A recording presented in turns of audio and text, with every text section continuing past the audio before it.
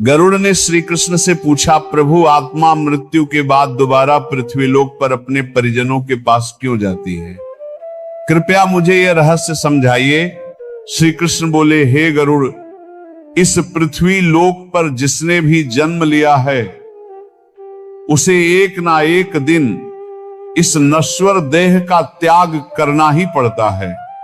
मृत्यु संसार का अटल सत्य है, परंतु उसकी परतों में छिपा रहस्य बहुत गहरा है।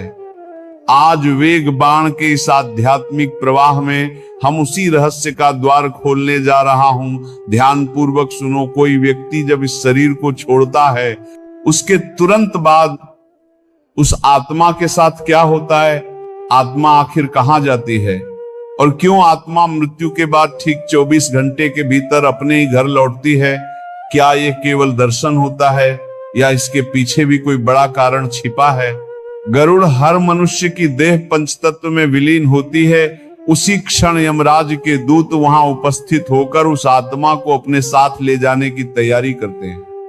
आत्मा को तुरंत यमलोक नहीं ले जाया जाता, बल्कि पहले उसके संपूर्ण जीवन के कर्मों, पुण्य और पाप का लेखा जोखा एक सूक्ष्म रूप में तैयार होता है।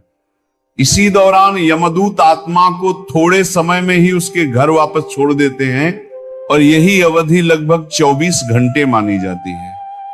गरुड़ ने कहा, प्रभु, ऐसा क्यों आत्मा फिर अपने ही घर लौटती है? श्री कृष्ण बोले, संसार से उसके संबंध तुरंत समाप्त नहीं होते। आत्मा को अपने प्रियजनों से, अपनी इच्छाओं से, अपने अधूरे कर्मों से एक अदृश्य सूत्र बांधे रहता है। इसलिए जब वो वापस घर आती है तो वो अपने परिजनों के बीच ऐसे ही घूमती है जैसे जीवित अवस्था में रहती थी। वह पुकारती है, आवाज देती है, रोती है, हाथ बढ़ाती है, पर न तो उसकी आवाज सुनी जाती है, ना उसकी उपस्थिति महसूस होती है।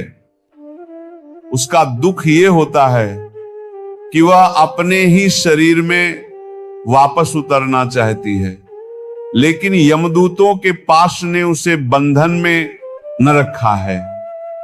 इसीलिए चाहे जितना प्रयास करे वह पुराने शरीर में प्रवेश नहीं कर सकती।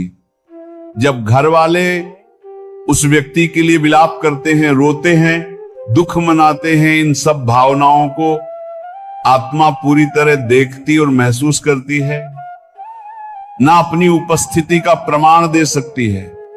अब गरुड़ ने कहा, प्रभु, क्या आत्मा केवल अपने घर के दर्शन करके लौट जाती है? नहीं प्रिय गरुड़, यह अवधि विशेष रूप से इसलिए होती है ताकि मृत्यु के बाद जो 10 दिनों तक पिंडदान किया जाता है, उसी के द्वारा आत्मा का सूक्ष्म शरीर धीरे धीरे निर्मित हो सके। पहले 10 दिन किए गए प्रत्येक पिंडदान से आत्मा के शरीर के अलग अलग भागों का निर्माण माना गया है। कहीं उसके इंद्रियों की क्षमता, कहीं उसकी सूक्ष्म ऊर्जा, कहीं उसके यात्रा योग्य शरीर का आकार। फिर 11वें और 12वें दिन का पिंडदान उसके सूक्ष्म शरीर को स्थिरता प्रदान करता है, जिससे उसमें शक्ति, मांस, त्वचा और यात्रा के लिए आवश्यक ऊर्जा आती है। 13वें दिन का पिंडदान सबसे महत्वपूर्ण माना गया है, क्योंकि इसी दिन आत्मा को वह सामर्थ्य मिलती है जिसके सहारे वह यमलोक की ओर अपनी वास्तविक यात्रा शुरू कर सके।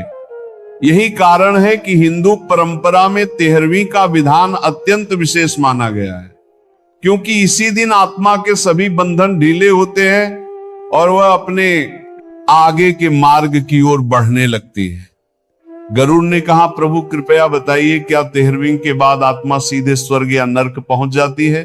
श्री कृष्ण ने कहा, नहीं गरुड़, मृत्यु के बाद आत्मा को यमलोक तक पहुंचने में लगभग 1 वर्ष का समय लग सकता है। यह यात्रा अत्यंत कठिन, सूक्ष्म और तपपूर्ण बताई गई है।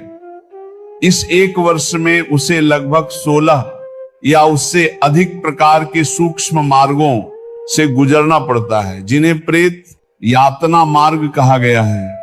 हर मार्ग आत्मा को उसके कर्मों के अनुरूप